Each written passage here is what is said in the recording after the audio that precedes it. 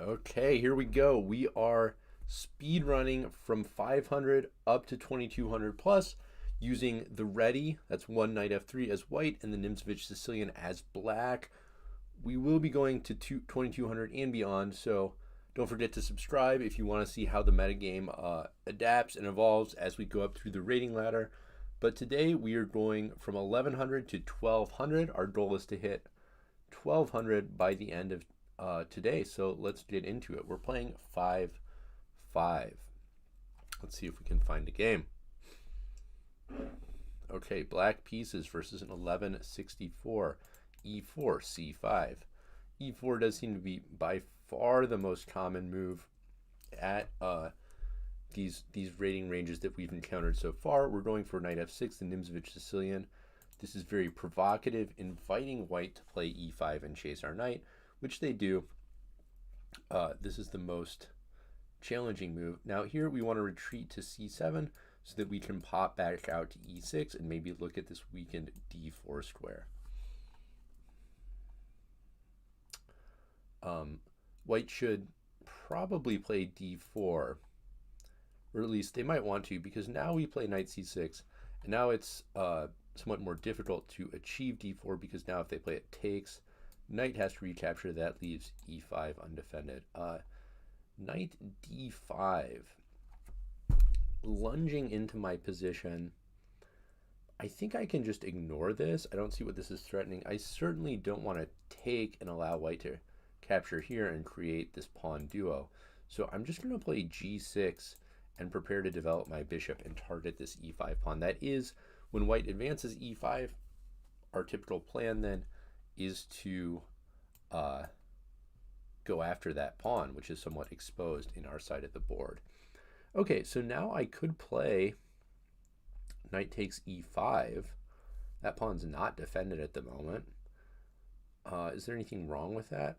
Maybe I'll even just take on d5 first, just to simplify matters, and then I could play knight takes e5 or even queen a5 check.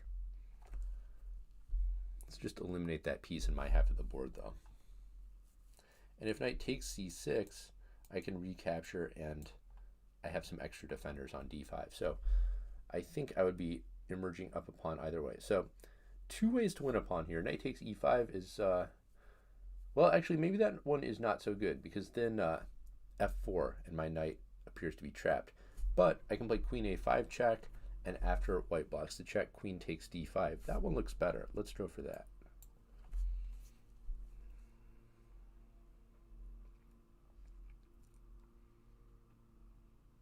So bishop d2, queen takes d5.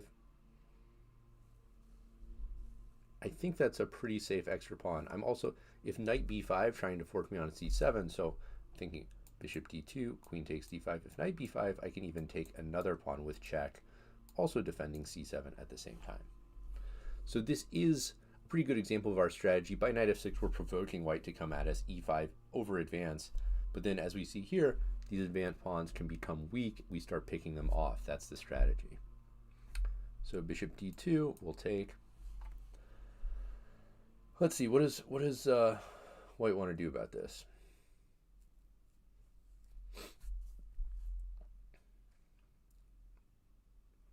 We are, of course, threatening the knight. Okay, they take. I think I just want to take this way to get this bishop a path into the game. B takes is also reasonable, but this tends to be a little safer, and we are already up a pawn, so I think we can prioritize safety a little bit. Bishop c3, okay. So they're offering a queen trade and also probably thinking about some e6 discovered attack stuff here. I could just trade. I kind of want to play, I think I'm going to play bishop e6 so I can recapture with my bishop. Does that make sense? Maybe I should just trade first. I mean, I am up a pawn. A trade should kind of benefit me. Sure, let's do that. And then I'm going to play bishop e6 to take control of this diagonal and also block the pawn. We've got a nice solid extra pawn here. And here I want to probably just finish development over here and castle.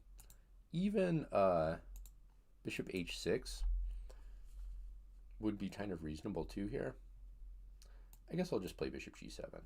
Want to castle and then contest the d file.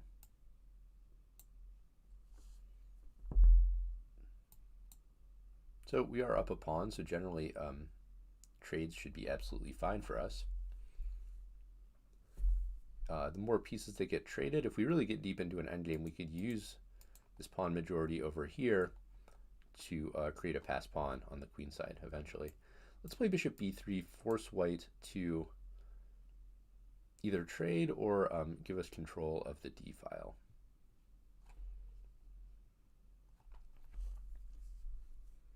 Okay, we'll recapture. So now we've got this open file. Trying to draw an arrow there. Okay, yeah, that's right. All right, what now? Would love to get my king into the game. Maybe f5 and then come out like this. And if takes, then just bishop takes f6 seems fine. Sure. Could have also played f6. If white takes en passant, then that would transpose to the same thing.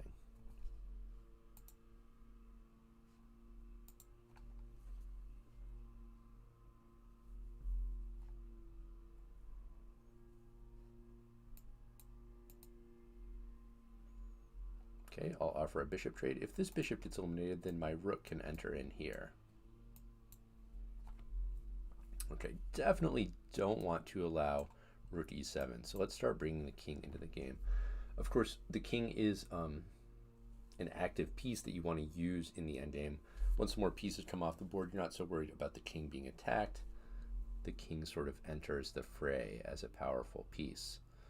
Don't think I want to trade bishops here. I'll just go all the way back. Generally, rook endgames are among the most drawish, so if I trade a pair of bishops, I am in a rook endgame where it's not so easy to win that necessarily. Okay. So white is preventing rook d2. This move does allow me to play rook d1 check if I want to. Not sure if that does a whole lot for me. Let's see, how do we want to play this?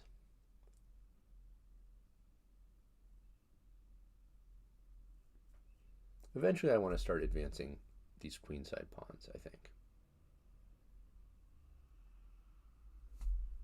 So, well, we'll start with this. There's no rush. Maybe I'll do b6, c5. Okay, well, I will take the opportunity, I think, to play rook d2 now. Okay, my opponent decides to advance that pawn.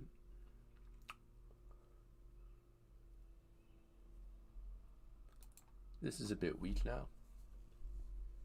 A rook trade I would be totally fine with.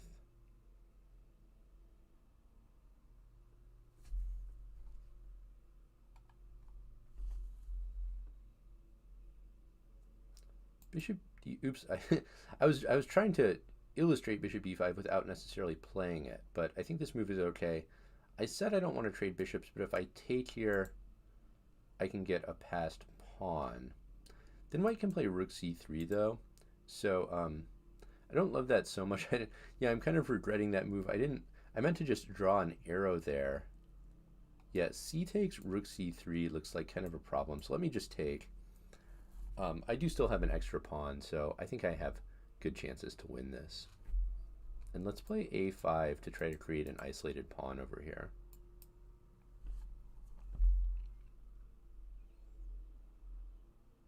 And I think I want to play rook d4. If rook b5, rook e4, my rook is maybe a bit stuck.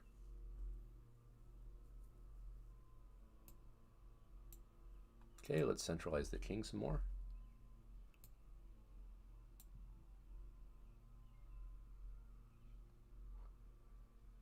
Definitely a tough game. Not having an easy time of it against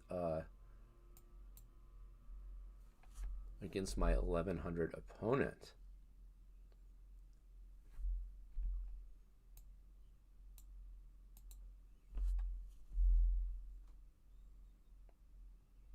At some point we could play c5.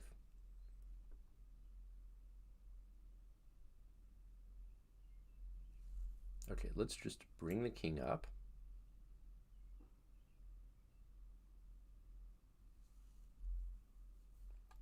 If this takes, I can even possibly come over here and pick up another pawn that way.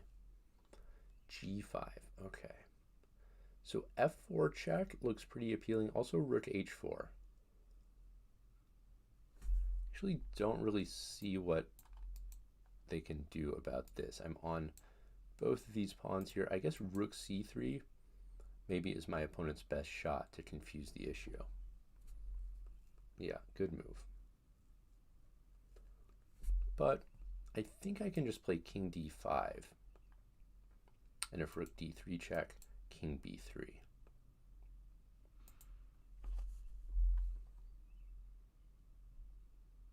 Or king c4.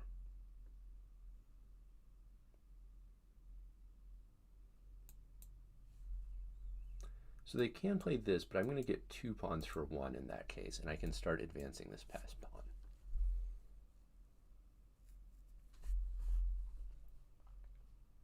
Check. I think my opponent forgot that my rook was defending that, though. So, very good battle, actually. Well played by the opponent. Tough game.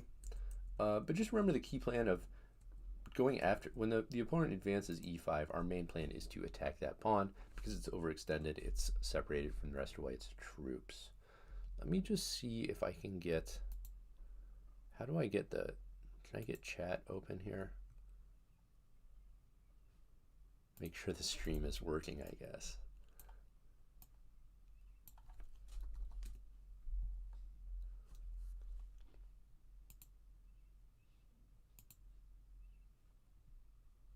Okay, I think it is working.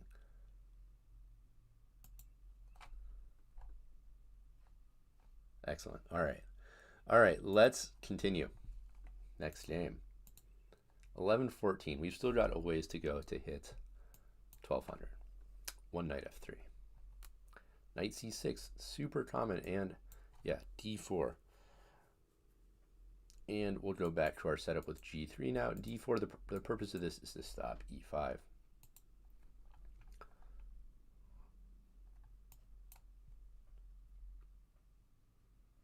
And okay, let's go c4, start pressuring black's center. They take, so we could go queen a4 or knight d2. These are sort of the typical ways to get that pawn back. Knight d2, let's go for that. Generally, you want to develop a knight before a queen, and this will also hit the bishop, which could sort of threaten to win the bishop pair. And knight d5, this is sort of tempting us to play maybe e4, but I'm not in a huge rush to play that move at the moment, because it does block my bishop, but yeah, maybe, so if e4, black has to be careful about where they put that knight, because like knight f6 would run into a fork. Probably they'll play knight b6 and offer a trade. So, I mean, I guess I should just take this chance to grab a bunch of space in the center. Why not?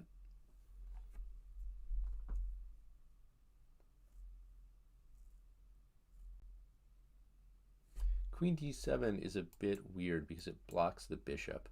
So here I'm going to trade for the bishop to gain the bishop pair rather than the knight.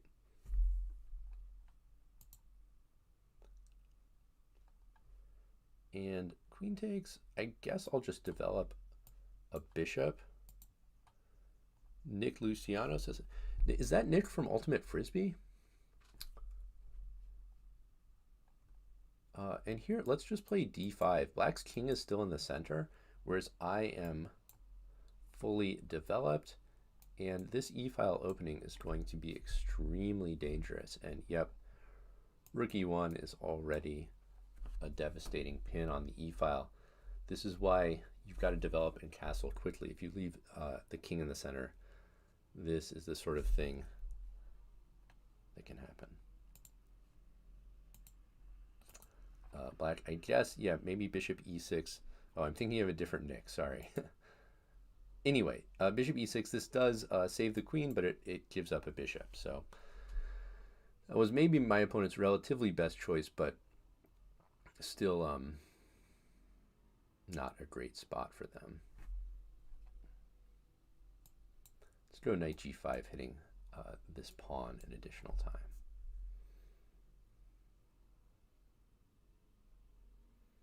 So I guess they should castle now, but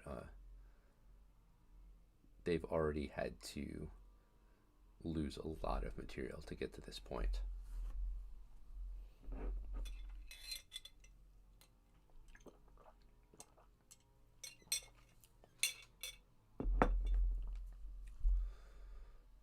So we've got a piece for a pawn, and black is still struggling to resolve their king safety issue.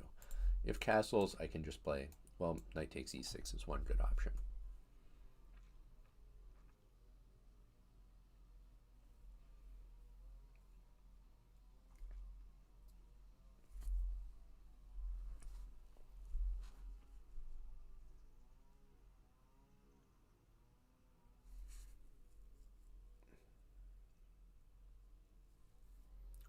Okay, opponent's thinking. We'll see how they want to play this.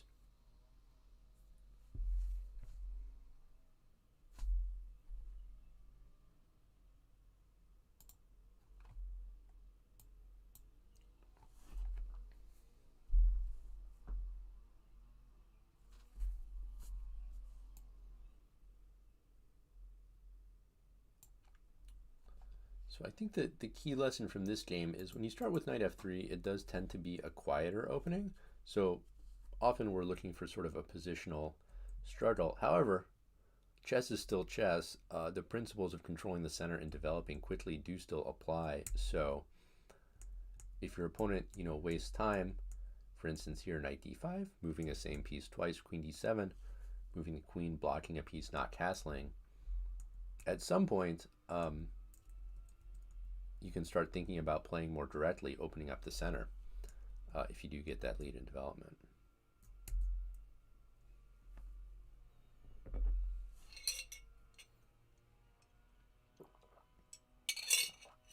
Okay, it looks like maybe, I don't know if our opponent's just going to let their time run out or what.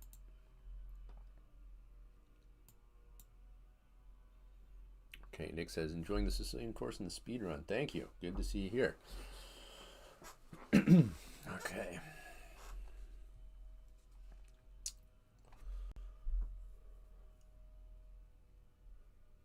Still kind of new to streaming. I don't know.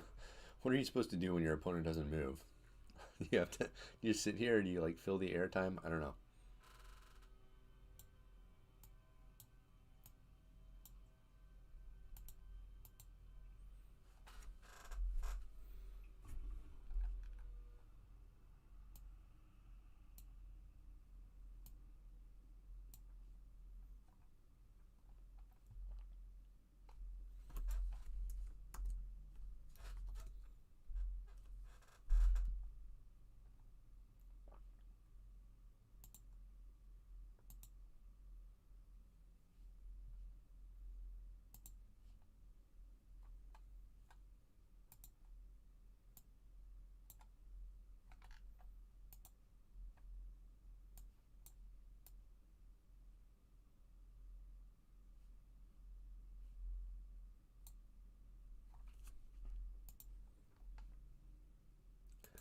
Does look like they are just going to let their time run out. I criticized someone for doing this in a previous stream, and someone said, well, like, you're smurfing or something, so you should expect people to do this. Doesn't really make a ton of sense to me. I don't, I think if you're going to give up the game, you should just go ahead and resign, but whatever, it's not a big deal.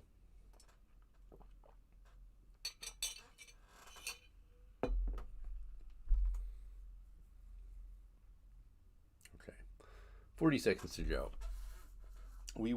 It'll be interesting to see if we run into any players playing moves other than e4 when we have the black pieces today, because so far we've seen overwhelmingly e4, and we've gotten to use the Nimzowitsch Sicilian. But I expect as we go up through the ratings, we're going to see more d4, maybe knight f3, maybe c4, maybe other moves. And I do have some ideas in store there. I don't have my course out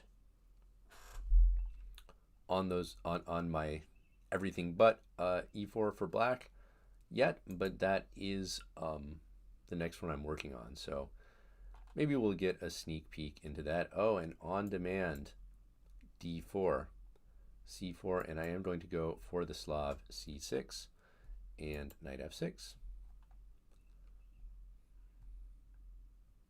Takes, okay, we're going for the exchange Slav. Kind of a bit of a boring system. e3. Now, usually they would bring this bishop out first. So I guess I'll probably take the opportunity to develop my bishop.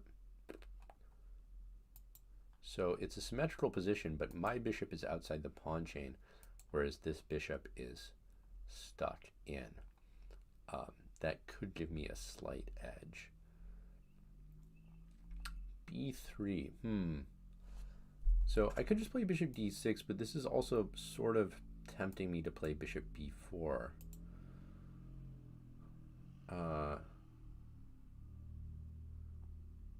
And then if bishop b2, knight e4. So I think this is going to force my opponent to play bishop d2, which I think I kind of want.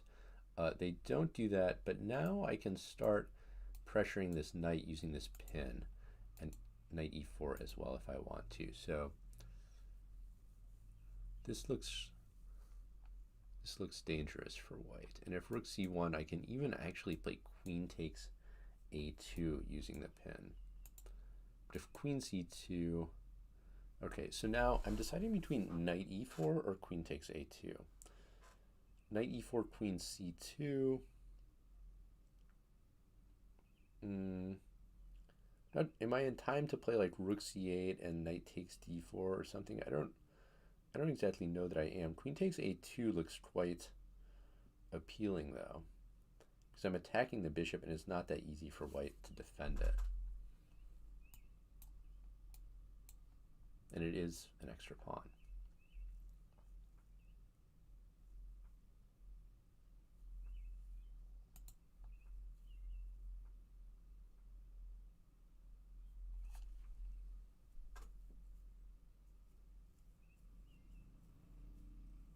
So I guess white should play something like queen c2 to defend this.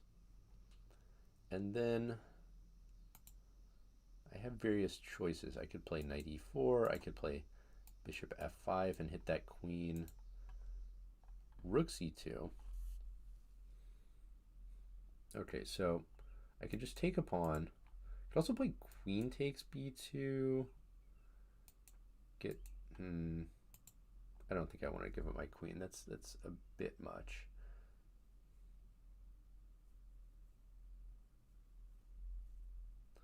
Well,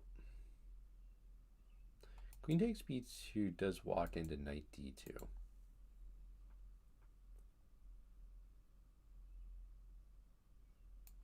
Knight e4. Could just go back, queen a5 as well. That seems fine. Maybe I'll just castle, and then if they castle, just go back. I think queen takes b3, knight d2. I just don't want to get my queen trapped. But then bishop takes e2.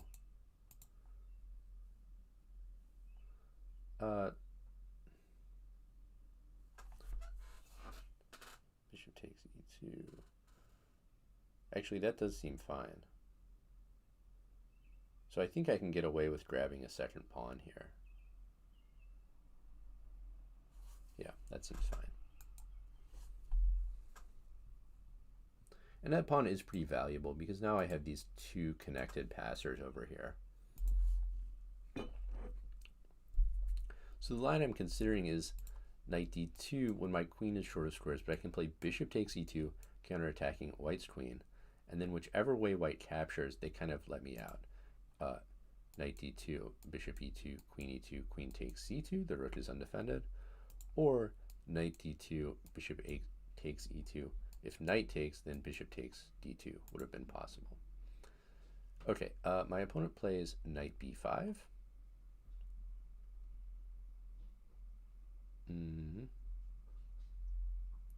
Bishop f5 looks very tempting now. Rook moves, then I can just trade queens and take, but otherwise the rook is kind of trapped. And if rook c1, queen takes b2. I guess white can play rook d2, queen takes d2, rook takes back, but still that just goes into an endgame where I'm up 2 pawns.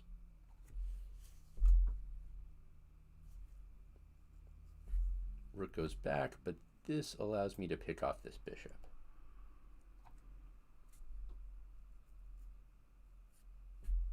And my opponent resigns. All right, first game with the Slav. Opponent allowed their bishop to be stuck in, which is generally not what you want to do. Although it is a little ironic because one of the suggestions, okay, the opponent aborts.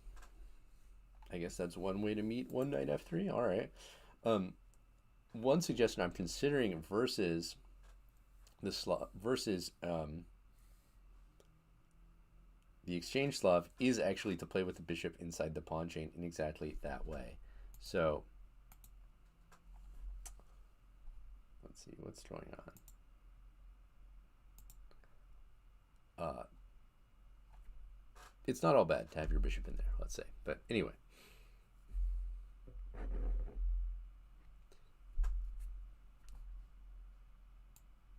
Okay, we've got a 1200 opponent, and they go for c5. It's a pretty good move against knight c3. I do recommend, in my course, I recommend g3 just because this is the setup that we go for against pretty much everything. Against c5, there is an argument to be made that you should actually play c4 or e4. But anyways, let's go with g3. Knight c6, bishop g2, d5. And here's a spot where I do go d4 so as not to allow them to play e5 and set up 3 pawns in the center very easily.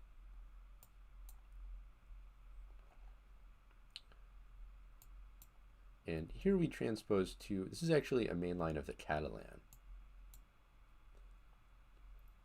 And we're looking to give black an isolated d-pawn here.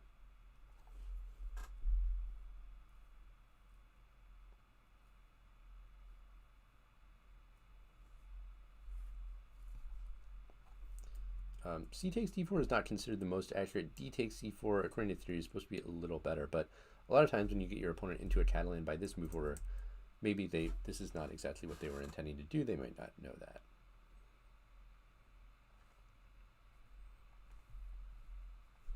So d takes c4, of course not possible because knight takes c6 and the bishop is supporting that. For the moment, this is still not possible, so we might as well play knight c3. But we are probably going to take on d5 soon.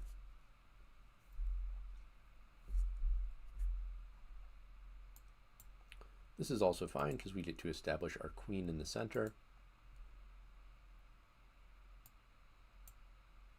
I'll recapture. This queen's a little bit awkward here. I'm going to play rook d1 and see where that queen wants to go.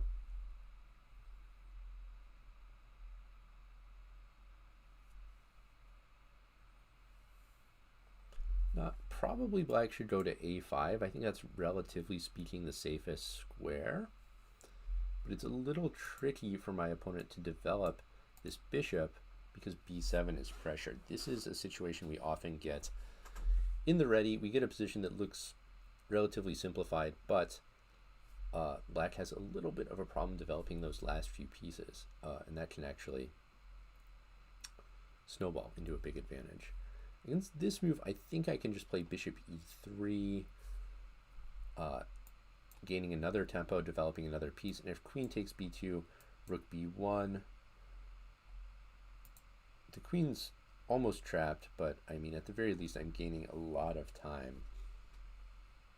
So I think taking there should be very risky for my opponent. They decide to offer a queen trade instead. So I could trade queens. I mean, the endgame looks good for me because I do have a large lead in development still. I could also queen c7. Looks pretty good too, infiltrating with my queen and pressuring this bishop. Maybe threatening something like a3. I guess then they could play knight e8 and sort of kick my queen out.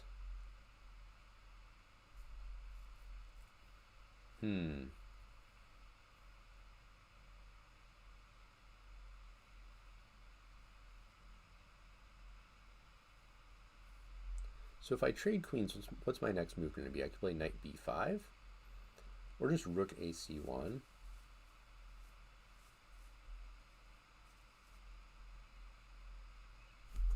I don't know. I think this endgame looks quite good. Let's just go for this.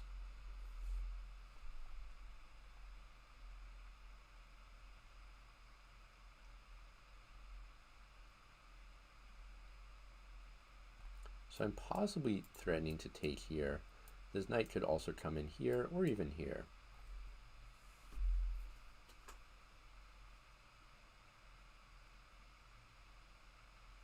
Although also even rook ac1 would have been a good option too, just getting the last piece involved in the game. Hello, Sean.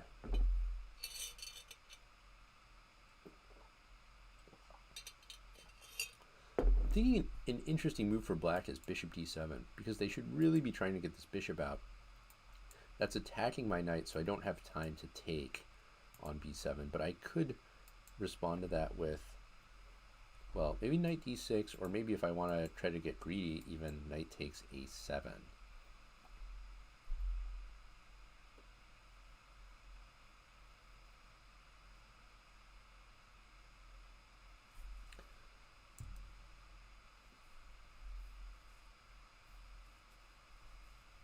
So I have a feeling I could have gotten even a little bit more from this. Maybe rather than queen takes b4, just queen c7. But then I was just thinking knight e8, and I didn't know what to do there. I could still just drop my queen back somewhere. Okay, they do play bishop d7. I think I'm going to play knight d6. Knight takes a7. I don't really want to trap my rook over on the edge of the board.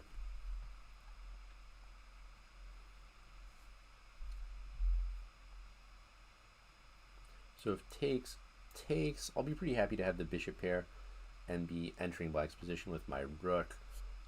If bishop b7, I think I can play knight takes b7 and pick up a pawn that way.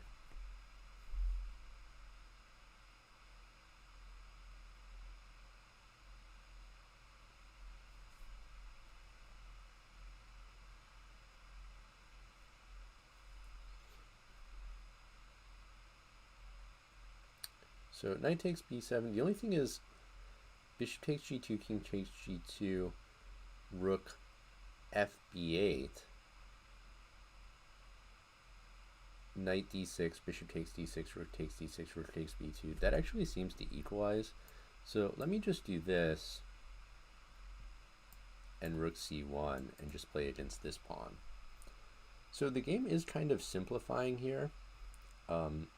I still have an edge because black has, my pieces are more mobilized and black has a weak pawn, but I have to be kind of careful of letting my opponent just equalize the game here.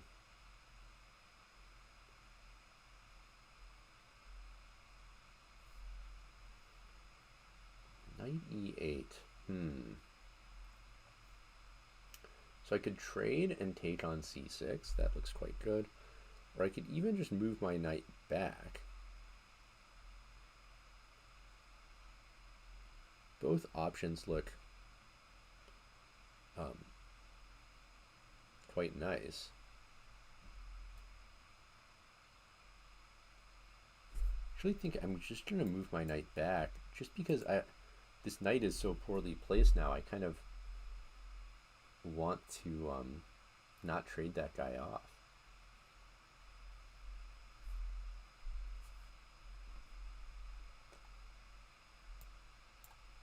And now this creates an additional weakness to attack.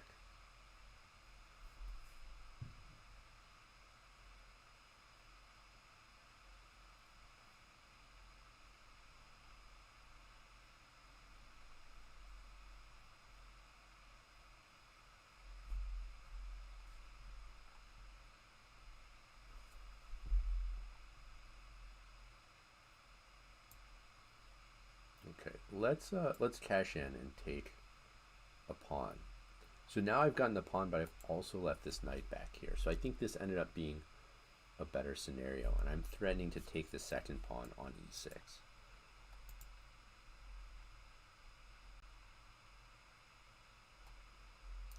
e5 maybe is what my opponent should do. h6, I could take this. Is there any way black can exploit this pin? I don't see a way for them to do that, so I'll take. And my next move could be knight d4, breaking the pin and defending.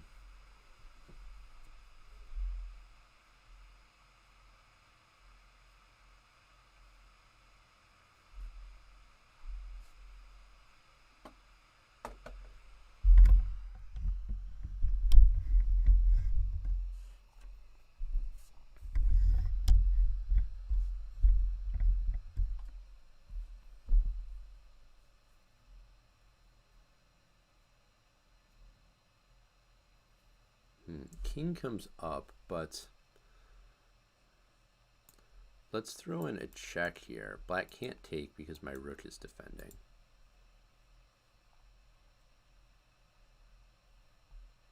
Now I can even take this. Oh wait, no, that's defend. Whoa, careful, that is very much defended. Okay, so not that. I could play knight f4. That definitely looks like one good option. Maybe though bishop d4 looks even better.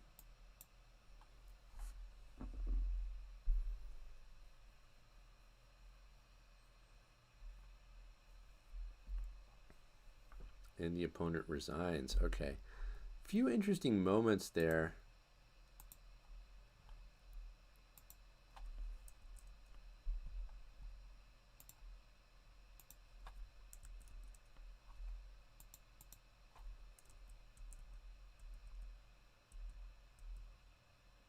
Okay, I guess the engine likes how we played it. Well, basically, I think we played it pretty well. We always kept a little bit of pressure until finally our opponent cracked. Okay, almost halfway to our goal of 1200. d6, I do play. Now, you could play g3 here, certainly, but this move is also typically geared towards playing e5, so d4 is also a good response. Do I want to play b3 here? I think I can play bishop g2, castles, and then b3. Basically, I'm trying to transpose into this double fianchetto line.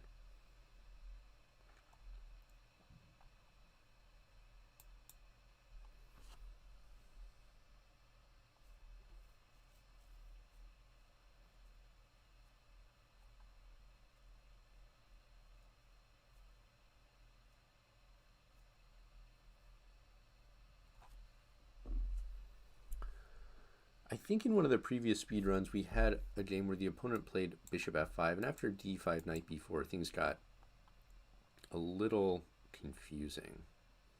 Here they go for rook e8. I'm not sure if black is still, even now, threatening to play e5, because we could take and trade on d8. Let's play c4, I guess. Or d5 is also pretty interesting.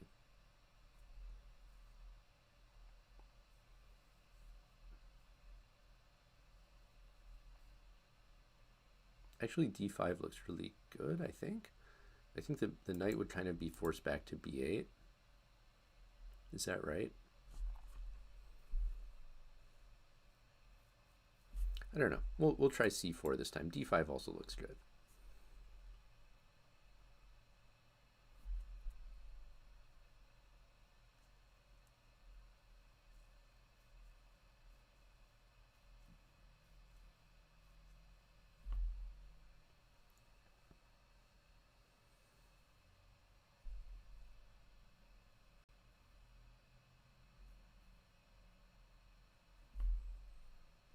So let's think e5, d takes e5, d takes e5, queen takes d8, rook takes d8. Could I play knight takes e5 then? All right, the opponent just plays bishop g4 anyway. Maybe this is the moment to play d5. So we open up this bishop and hit the knight and grab some more space in the center.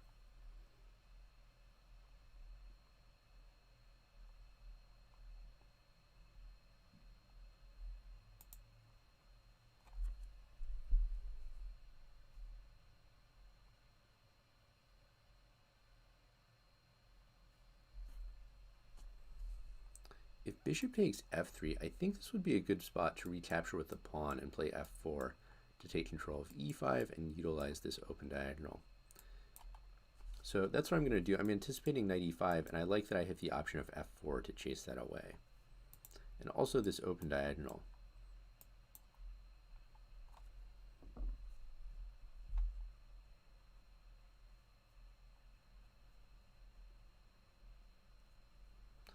Okay, let's just play knight c3 and get our knight out. e5 or e6, I could take and take on b7. So I've got a nice bind here. It's pretty hard for my opponent to break out of this. So next I'm thinking maybe just rook, like rook e1, queen d2, rooks to the center type deal. I don't really need to rush anything here.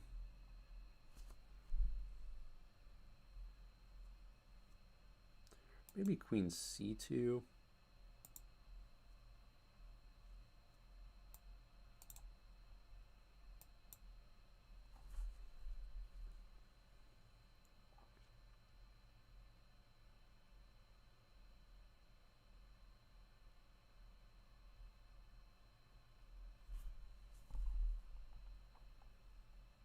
I guess a4 is a move I should watch out for a little bit. Maybe I should have played a4 myself to prevent that.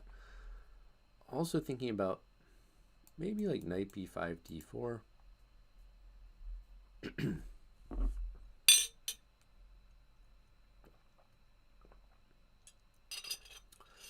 Knight g4. Okay, does this well, I guess I could just play h3. I don't see anything that knight can really do but move back. Oh, they're going to h6. Interesting. Okay.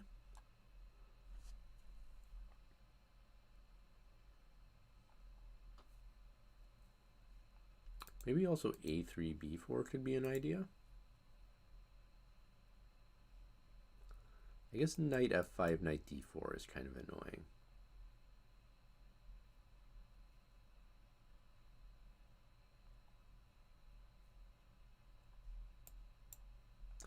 I'm going to play, I think, knight b5 next.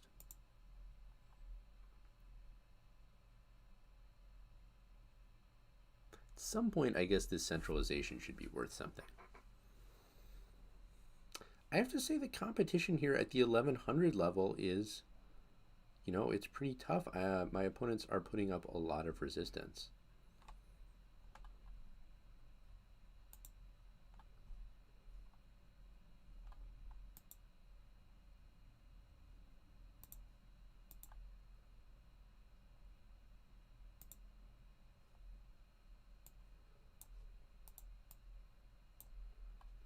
And I did play rook d1 so that after takes, there's no knight d3 with a fork.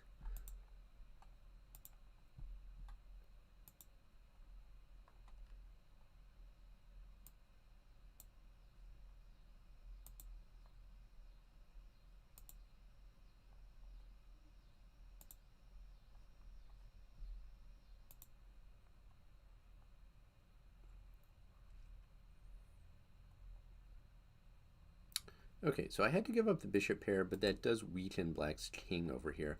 I still kind of have a bind in the center of the board.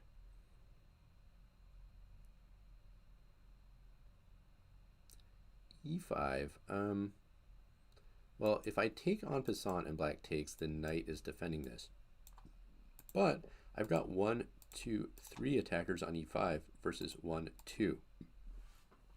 So why can't I just take and keep taking on e5? I don't see a reason why not.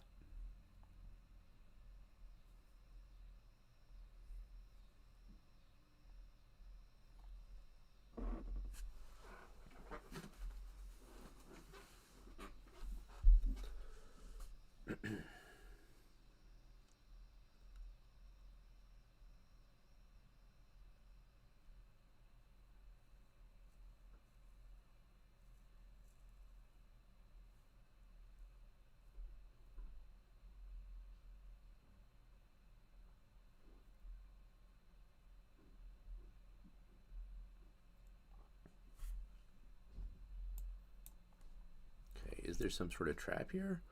I've got this defended. Queen f6 looks like a pin, but then rook takes e8 is in fact a check, so that would backfire.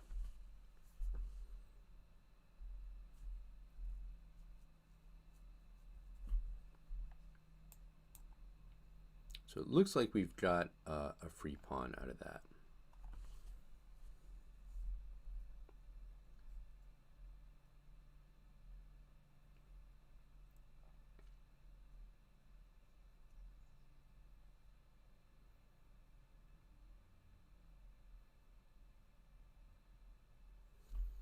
Black should maybe play knight d6 to blockade our pawn here, because then if knight takes, takes, takes, we would be up a pawn, but then this knight is really well placed here, and our bishop on g2 is not doing a ton just looking at our own pawn.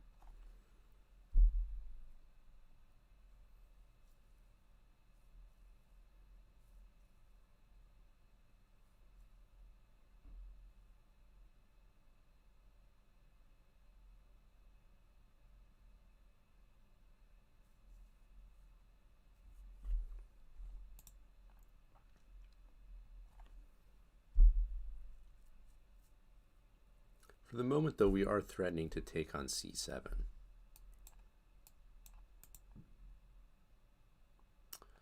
Okay, well, not d takes because queen takes d1 check.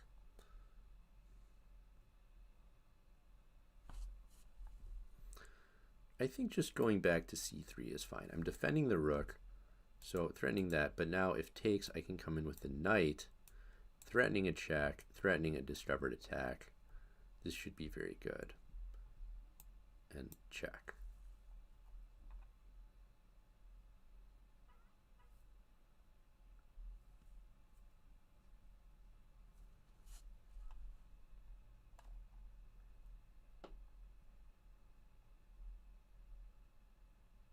And the opponent flags. Very tough game. Opponent played well, finally got into a bit of time pressure and started to make some mistakes. But okay, the competition at the 1100 level is pretty tough so far. We are back to e4, so we're back to playing the Sicilian, and okay, f4. Now, this is a version of the Grand Prix attack. Usually these days, white starts with knight c3 and only then f4, precisely because this move allows d5, breaking up the center. Tends to be pretty good for black.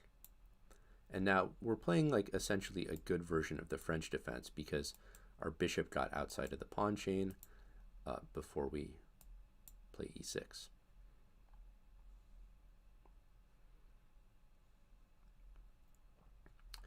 Do I want to play queen b6? Could also play just knight e7. Sure, let's do that.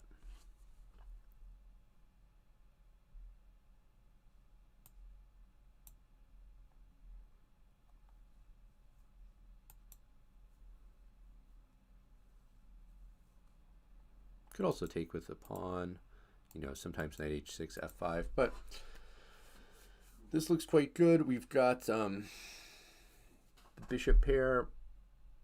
Our light squared bishop is out there. It's hard for white to get d4 in. Kind of almost want to play d4 myself. I don't know. Let's just develop, though. I could castle actually either way here. Either kingside or queenside is kind of interesting.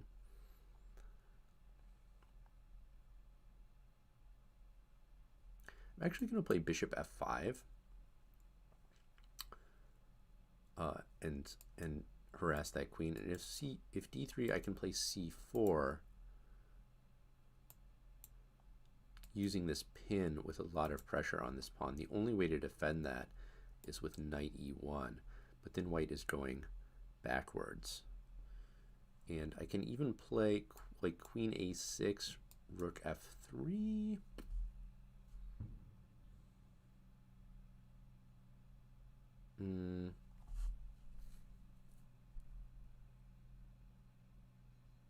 I mean, that looks quite good. I could also play rook c8, setting up something like this.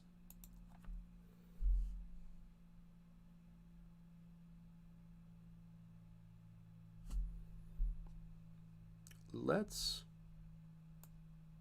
just keep it simple with rook c8. This does allow queen e2, so we're not actually, or even queen d1. Sure, we're not winning any material here, but it still looks like quite a comfortable position. I think I want to take this before d4 happens.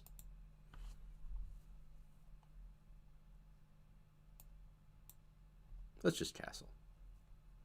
Might have missed a way to take more advantage of that situation, but you know what? It's fine. Let's keep it simple.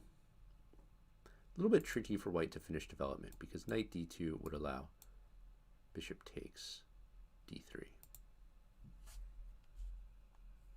Oh, thanks, John. Glad you are enjoying it.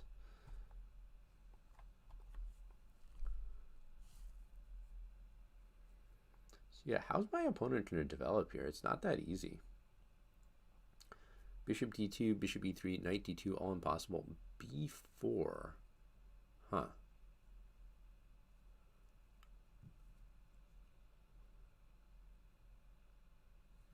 So I think what I'm going to do here is d4 to try to open up the center. And if the d file becomes open,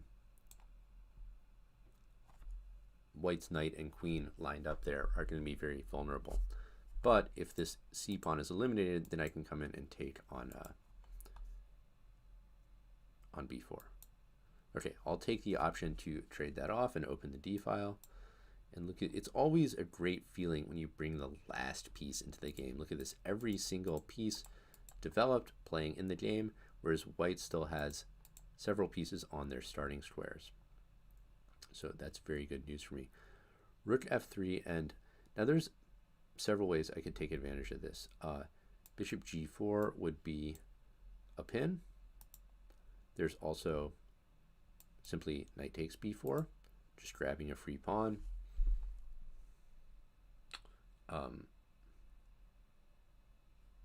Takes, trade everything and play rook d8. White has some back rank problems.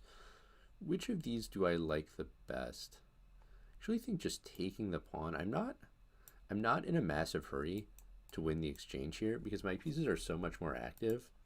I don't even need to trade them off. It's actually very hard for white to move. This knight can't even come out. So I'm pretty happy to just keep this bishop here.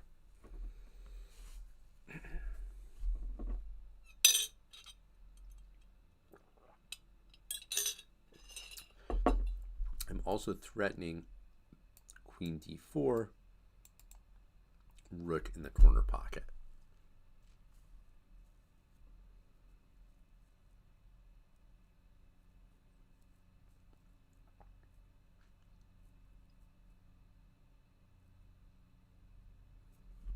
Actually, there's an even more obvious threat, which is just takes,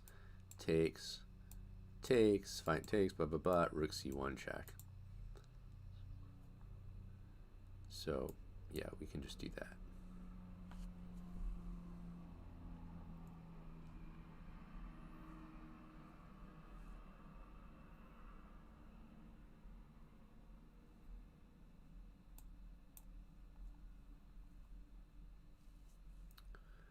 And it is going to be, if white recaptures, it's going to be back rank rook c1. And I think my opponent has realized this and is realizing they can't take that rook without allowing checkmate. But if you can't take the rook back, there's not going to be any good move in the position.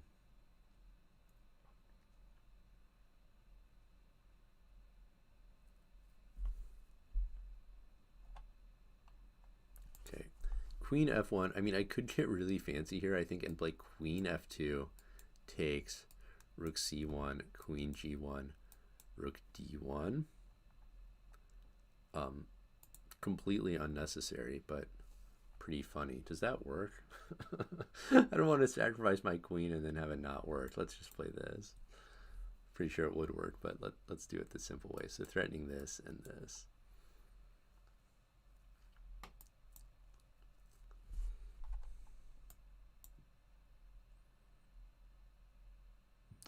Okay.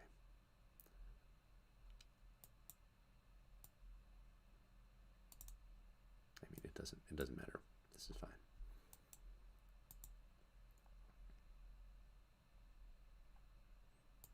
Guess I could have done like that, checkmate. But okay, it's over.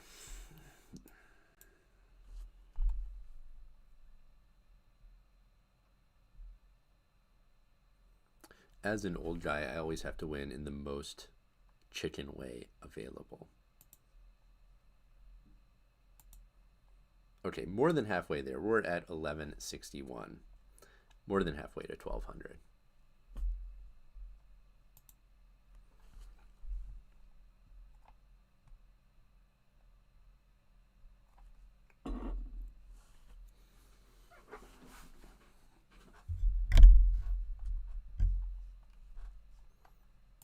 So opponent goes for knight f6. Do they want to play King's Indian with g6? Do they want to play d5? Let's see. b6. Okay. This is also a reasonable way to play. We could get like the super symmetrical double fianchetto. Or knight c6. I guess I'll do the usual response to knight c6 and play d4. Although black was not threatening e5 anyway. If e5, even without the pawn on d4, we could play knight takes e5 and take advantage of the pin.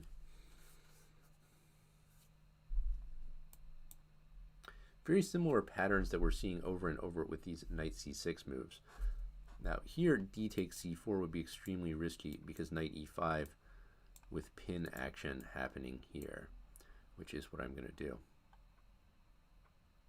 And if takes, bishop takes b7, I think I should be winning material there. But otherwise, not so easy for black to get out of this pin. Okay, queen a4 adds another attacker to that knight. I don't actually see how black can defend that. I mean, bishop f4 also looks tempting. Oh, okay, so there's queen a4, knight d5 is black's only move.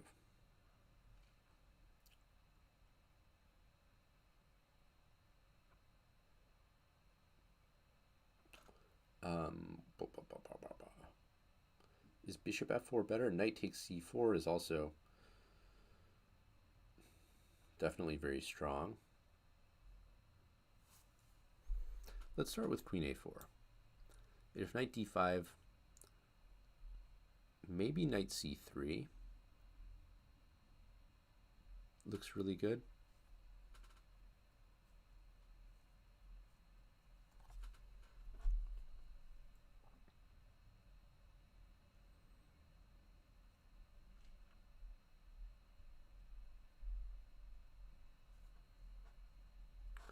Knight d5 seems to be forced. I've got 1, 2, 3 attackers here versus 1, 2. I don't see any other way for black to try to save the knight.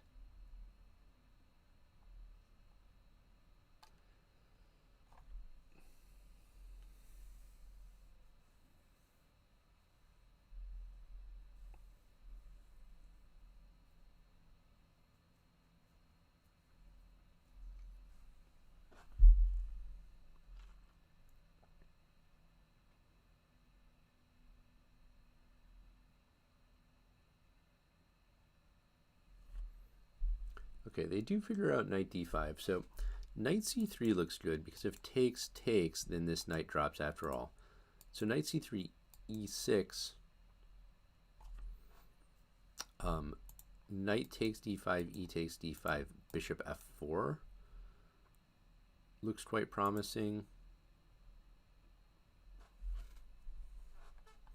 Actually, maybe just e6, knight e4, but then queen b4 maybe saves black.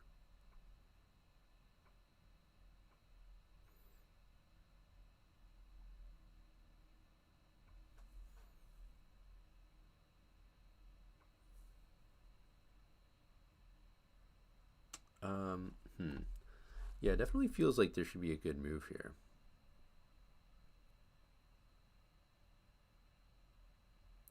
I could do knight a3, trying to set up knight takes c4. But then again, there's queen b4 is sort of an annoying move. Let's just go with this. This looks pretty good.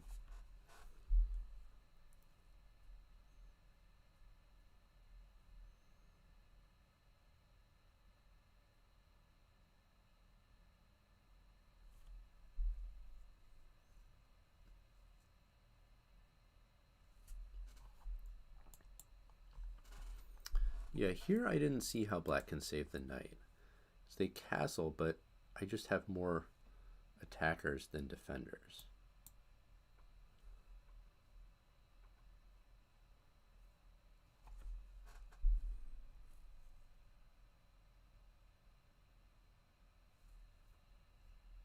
And here we're definitely, I mean, either recapture would be winning, but we're definitely going to take with the bishop because not only are we up a piece, but we're coming in with a quick checkmate. Now,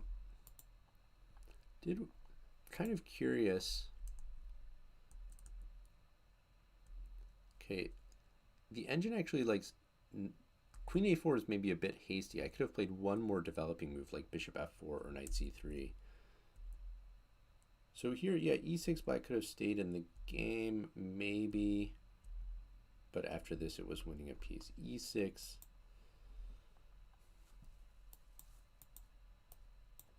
Yeah, black would sort of be alive and kicking here. But yeah, knight b5. Here I have a... This looks like tons of compensation for one pawn, which I can just take back.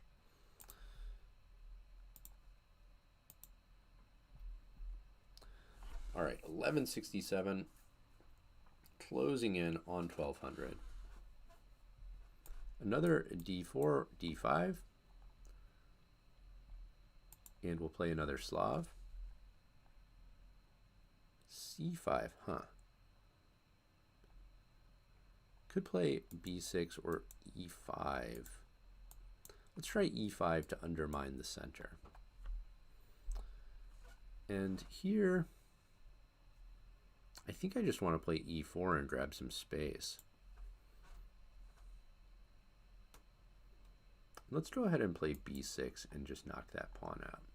If b4, okay. So we've got one pawn island versus two. We have a lot of extra space on the king side.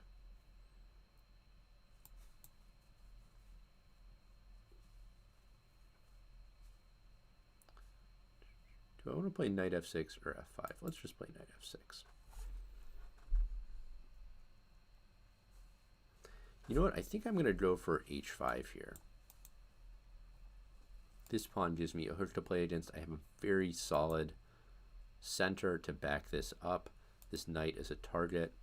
Looks like a good spot for this h5 plan.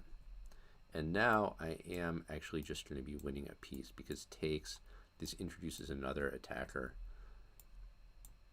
on h3.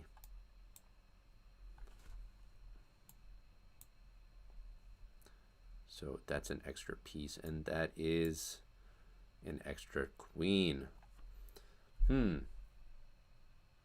So we've kind of had a mix of some very tough games and some games where our opponents kind of fell apart immediately. And maybe that is an indication of when you take your opponent out of their comfort zone. Okay, check. Well, king g2. Okay, I'll just take. That's fine. And the queen is going to come in.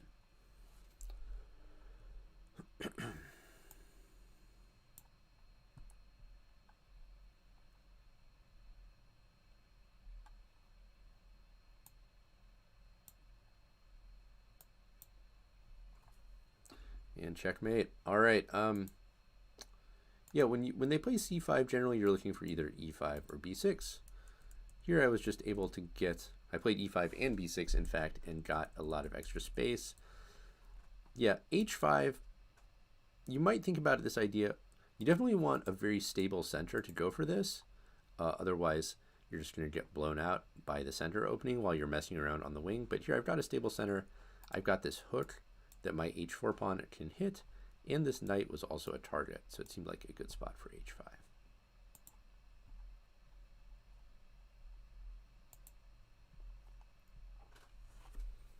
$11.72, just slowly working our way up.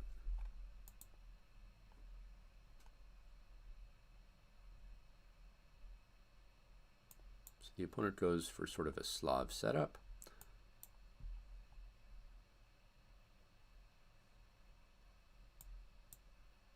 Play c4, and let's go for d3. You could of course play d4, but sometimes you can set up an early e4 here to sort of break down the light square formation that black has going.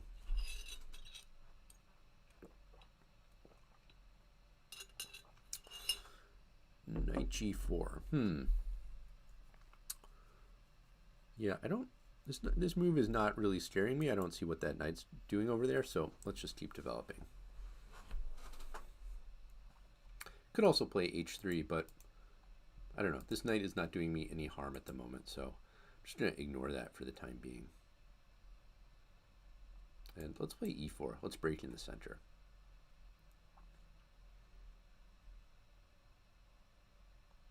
Maybe c takes d5 first, then e4 would have been a little better. This is another spot where my opponent is delaying castling, leaving their king in the center, so at some point that could become risky for them, like if the e file opens. Okay, so they're attacking f2 that's already defended. I could take on d5. I could also play d4.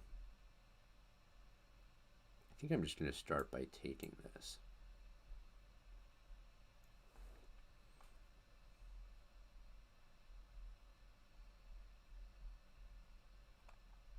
And I mean, if nothing else, I can just take everything here.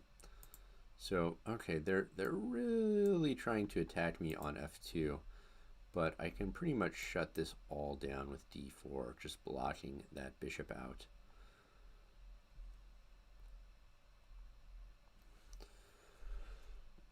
And that is going to be tough for my opponent because that means they have no time to recapture on d5 either.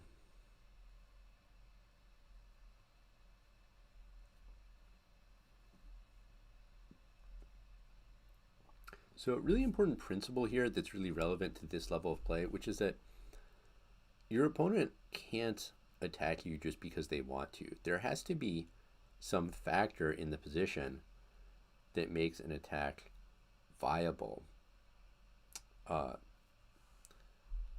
Like they have a lead in development, your king is weak or something. So when black launched this attack with knight g4, my development's fine, my king is very safe. This is not going to work, so I'm not going to respond to this passively. I'm going to keep playing energetically. And if black doubles down like this, it's actually, they're just going to be putting themselves in danger.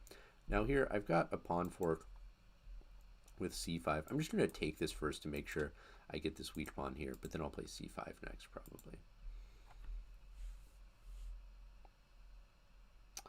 But that's a really important point that I see in the games of players around this level all the time, where you know, often what you see is someone goes for like a very unsound attack, but their opponent sort of takes their word for it and backs down. That's not what you want to do. When your opponent goes for an unsound attack, that is actually your biggest opportunity to turn the tables right back on them. So f4 is threatened. I'll just play knight e4, defend this, and hit this.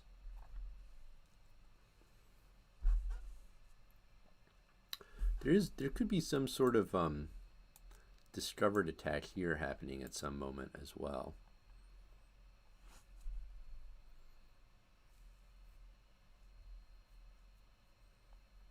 So sure, let's go for this. Hitting this and looking over here.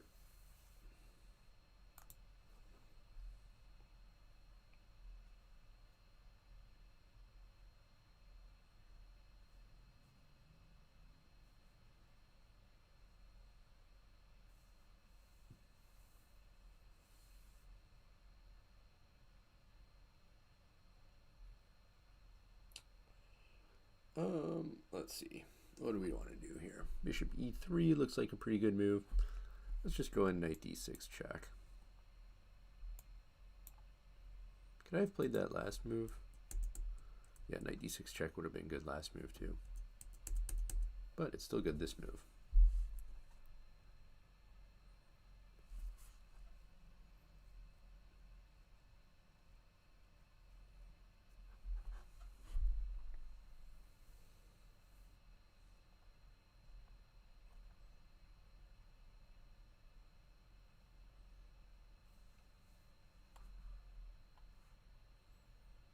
Queen moves over. Okay. Let's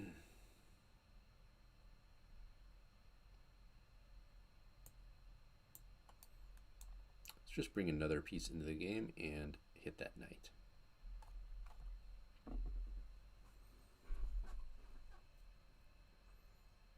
So it's almost starting to look like I should have some sort of forced checkmate here, like queen f3 check.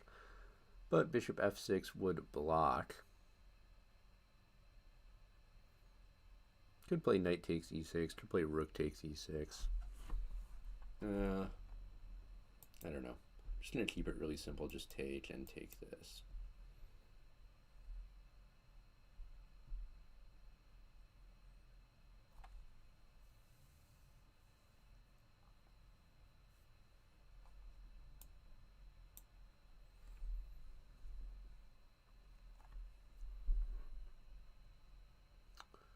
And oddly enough, that rook is almost trapped.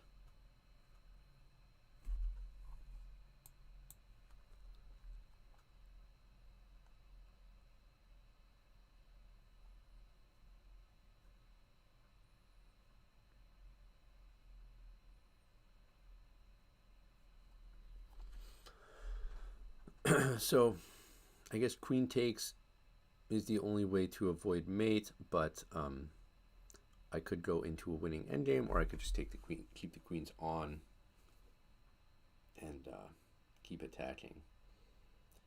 This, though, will allow a checkmate. Check, knight f8, and queen e6 is mate. All right, good game. Yep. Don't let your opponent intimidate you with unsound attacks. When they kind of get out over their skis with that, that is your big opportunity to punish them, in fact. b3, we're still going to play knight f6. Actually, knight f6, the Nimzowitsch Sicilian is, very provocative against the main line for white. Against b3, knight f6 is considered even the best move. So now we've got this pin here. We want to start applying some pressure to e5.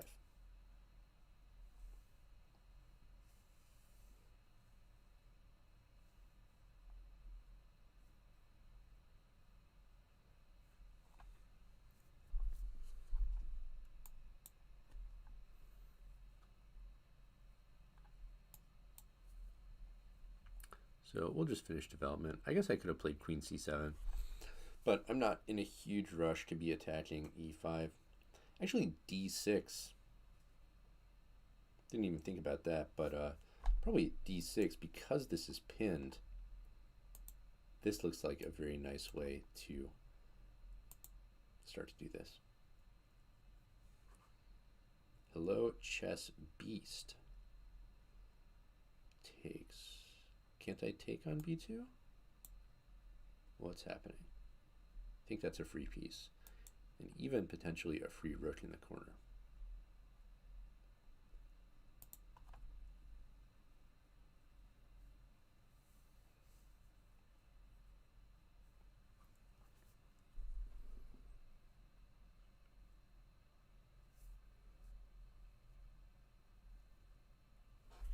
So my opponent can take here, but I'll just recapture. And that was a whole bishop that I got on b2.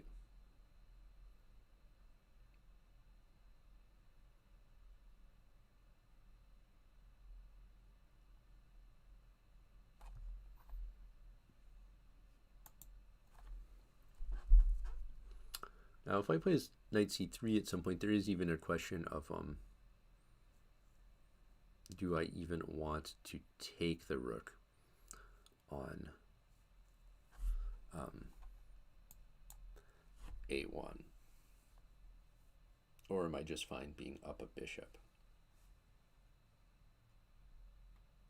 The thing is here, then there is like some knight e4, knight f6 stuff to watch out for. Let's just keep it simple. You know, when you're up material, you don't need to get, like, being up a piece is enough to win the game. So let's just snuff out any counterplay.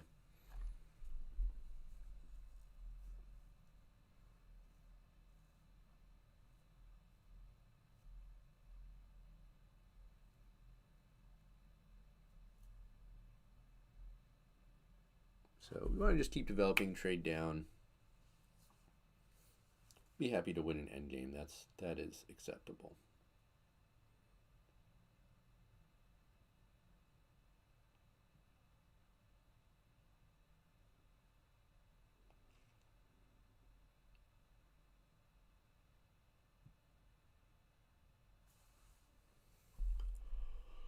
White does have one pawn for the piece, but it's tied up in these doubled pawns over here.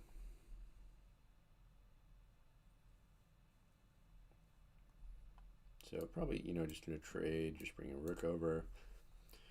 Kind of try to do this the boring way. Let's put a rook on an open file, line it up with the queen. Queen d5 looks good. Hello, chess piece. So I'm just in the 5-5 pool on chess.com right now. We're doing a speed run where we try to grind this account up from 500 to 2200, playing the, you know, our openings.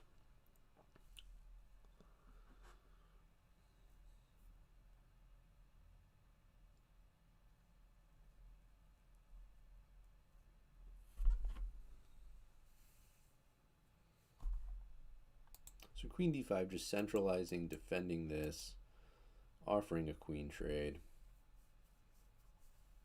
White is, you know, my opponent's doing a good job. This is what you should do when you are behind a material, you know, not allow simplification. But at the end of the day, I'm up a piece for nothing. So unless I really mess this up, it should be fine. And I'm just going to go over here to maintain this attack.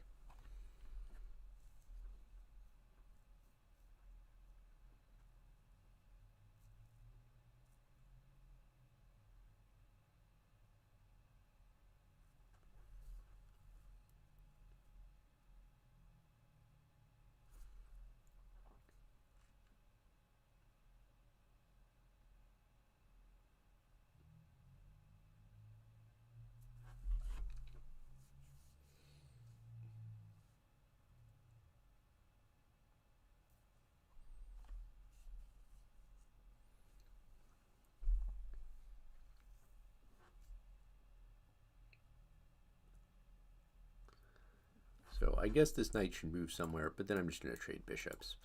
And that's even going to weaken the light squares around White's king. I mean, I could also play bishop takes c2. But the same concept. I'm already up a lot of material. I'm not like super worried about grabbing another pawn. Okay, so here, I mean, queen takes b7 is threatened. I don't necessarily care about that a ton. I could play b6 to just defend all my pawns. I could just play rook a d8.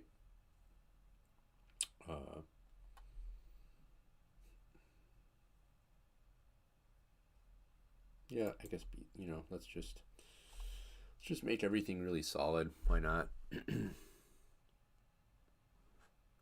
Though actually, knight e4. This is kind of a scary move right here, coming in here. So yeah, gotta be still a little bit careful here.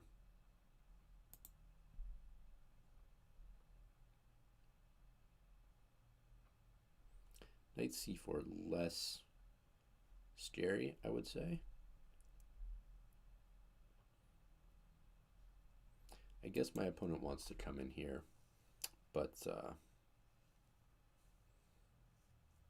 yeah, that doesn't seem too much of an issue for me. Sure,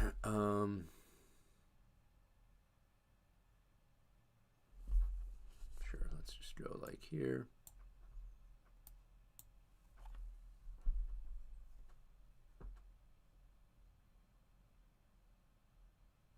I'm using this rook just because I'm anticipating knight d6. So if I played rook here, knight d6, this rook gets hit, it would have to go, I guess, over here.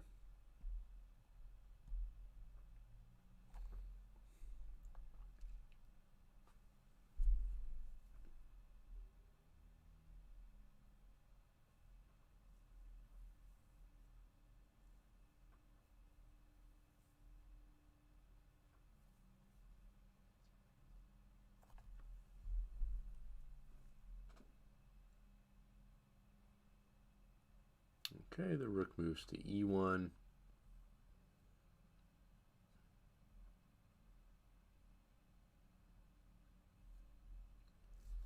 All right, I just kind of want to get this last rook into the game.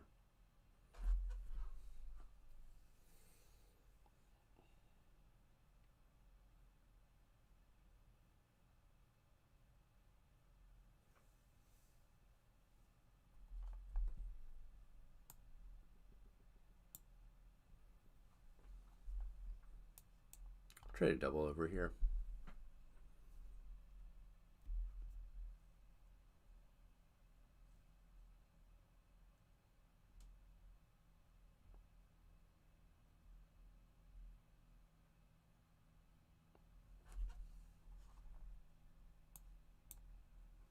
I guess my opponent was threatening knight takes b6 with a pin, but rook a d8 is part of my plan anyway.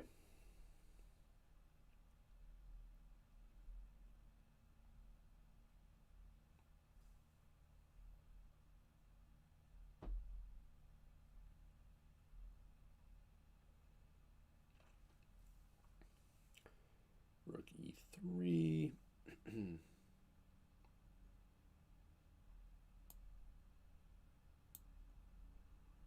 Let's gain a tempo and kind of get this knight over here. Maybe I can finish this off with a kingside attack.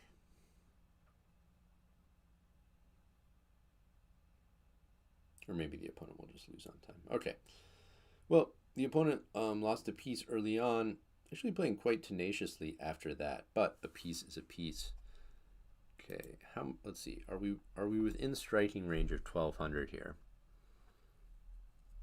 Depending on our opponent's rating, we could be.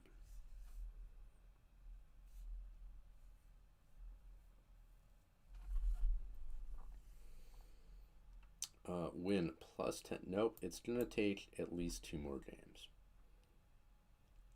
H6. Okay, here's an example where I'm just going to switch back to a central strategy. Usually I would play g3, but you know what? If you're just going to let me take over the whole center, I guess I will.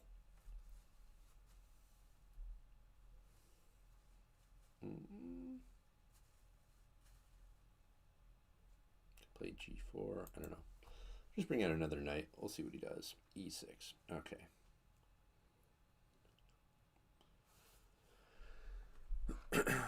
Yeah, I feel like could play G4.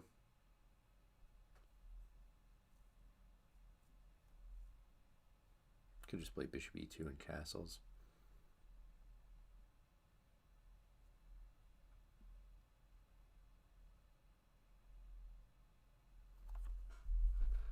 I feel like G4 is probably the right move. Just grab a bunch of space.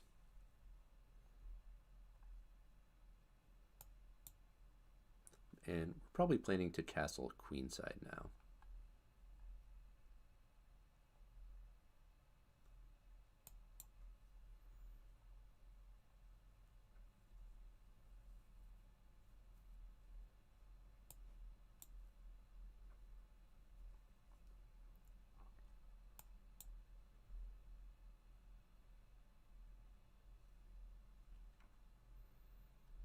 Yeah, opponent clearly playing very, very provocatively here.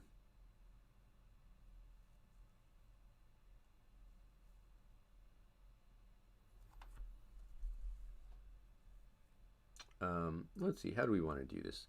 Could be a decent moment to play E5. Bishop takes D3, queen takes D5. Opponent should probably try to keep the center closed in that case.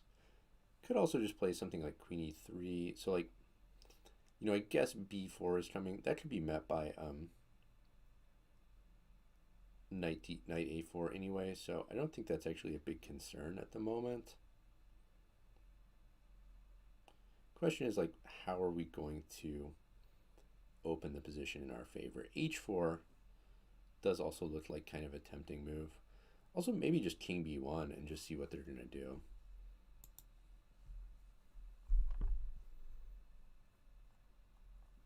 Okay, knight B6. So we do need to do something about this knight now, because now B4 is a threat. So we could play A3.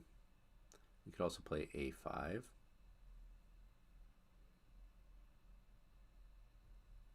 A3, I generally don't want to touch the pawns around my king.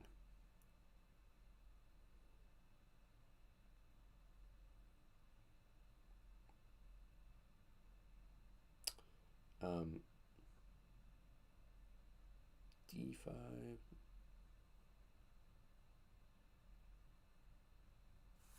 think I'm going to do this here, though.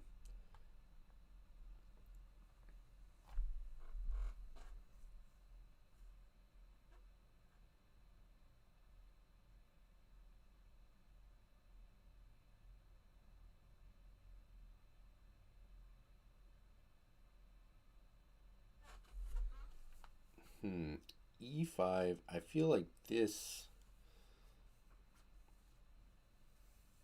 could be a mistake by black, because it's allowing me to open up the center when black is really lacking development. So I could take this. Knight E5 also looks extremely tempting. And in fact, yeah, I'm going to do this because this hitting this bishop looks pretty good. E takes D5 also look good.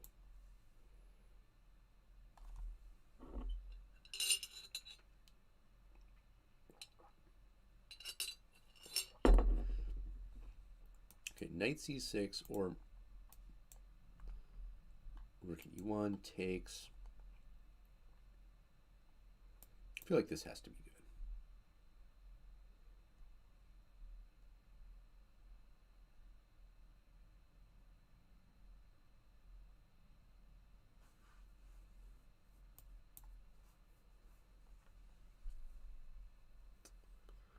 And okay, I can force this rook to move up here.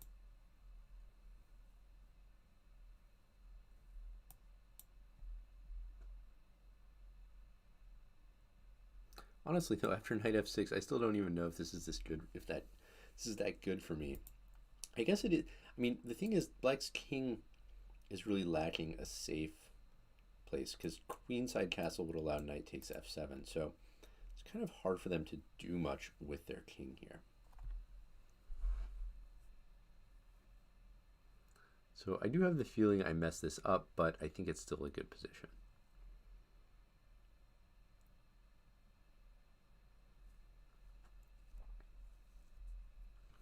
And there could be, at some moment, some kind of tactic picking off this rook over here. Okay, my opponent goes back with the rook. Probably a good idea.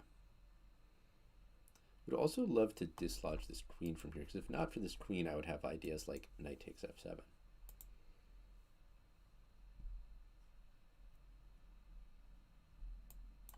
Okay, let's set up some sort of rook lift here.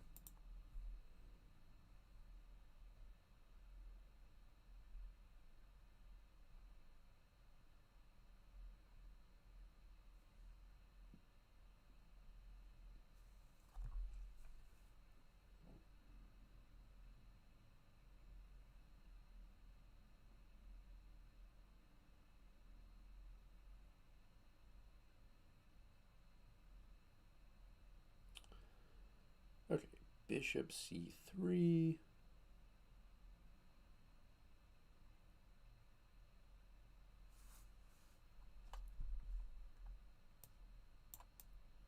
I'll hit this pawn. If queen takes d4, then I have queen f3 hitting this.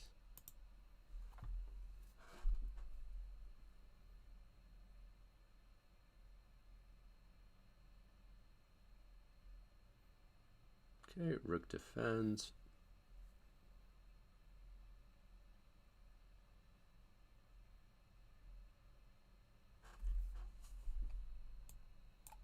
I'll just defend this pawn. I may be thinking about playing rook c5 next.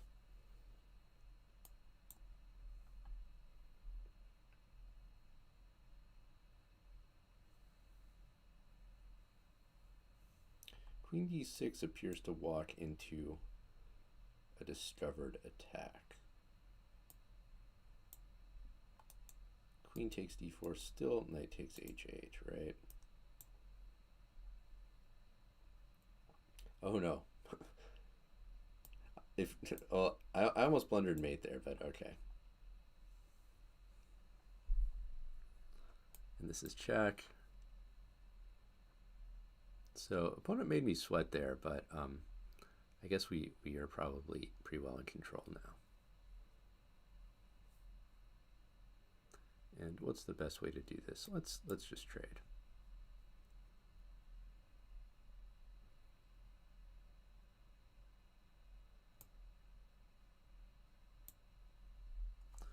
So we've got a queen and a bunch of pawns for 2 minor pieces. That's a pretty huge advantage.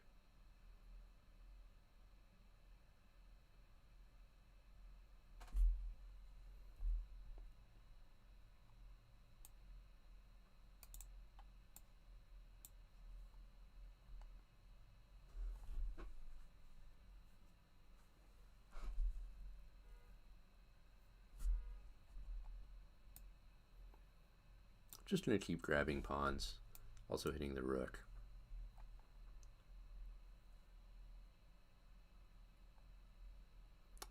So let's see. I guess I can just start pushing one of these passed pawns now.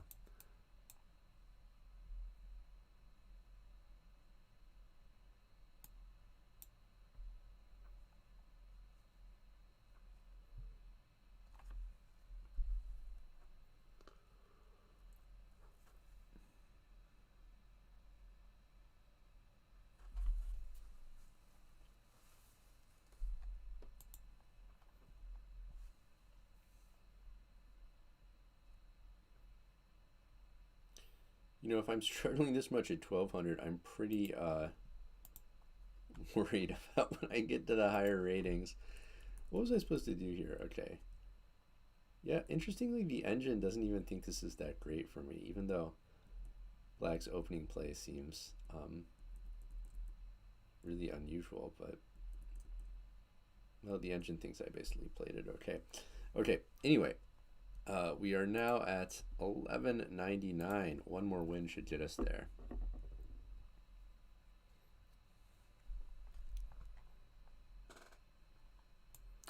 And we are starting to see a little bit more d4. And it is a London.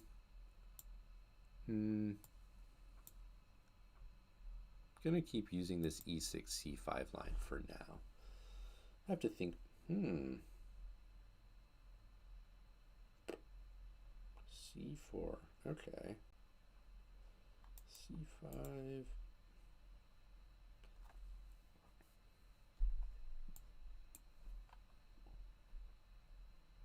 Usually London players play c3. So now what are they going to do if I play knight e4?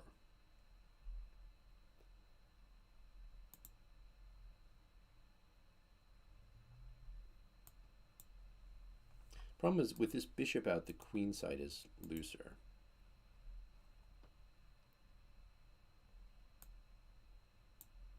So I feel like something like this probably should be pretty good for me.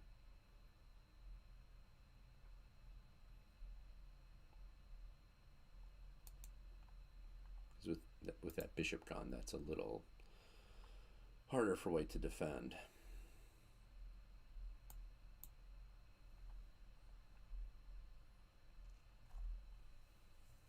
I might be overreacting to this, though. Maybe I should have just kept developing. I don't know.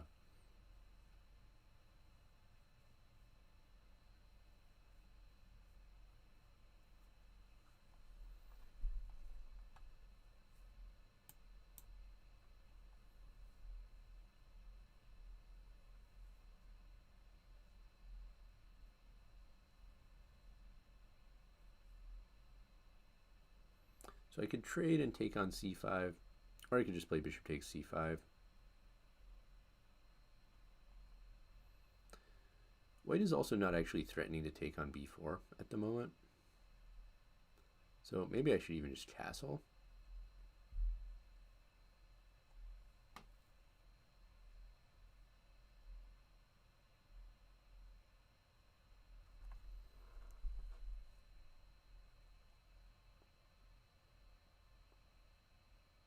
Or even like e5. It's kind of a weird move.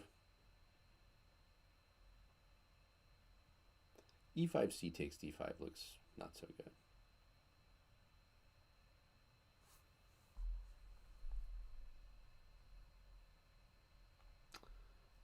Yeah.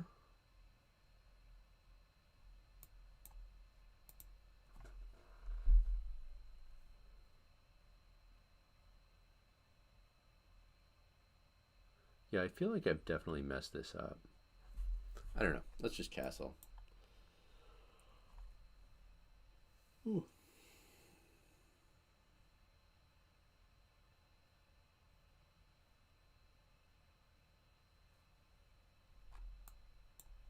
This move I don't mind, because now my bishop comes out, so it seems like that should help me a little bit.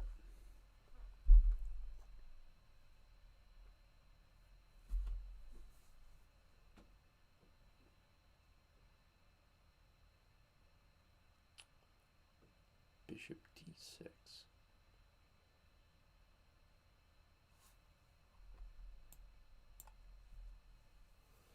So my opponent is up a pawn, but their king is still in the center.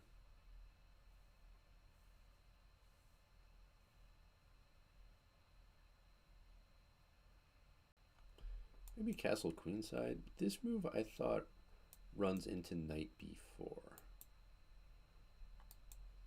Hitting these two, and they can't really take because that is pinned.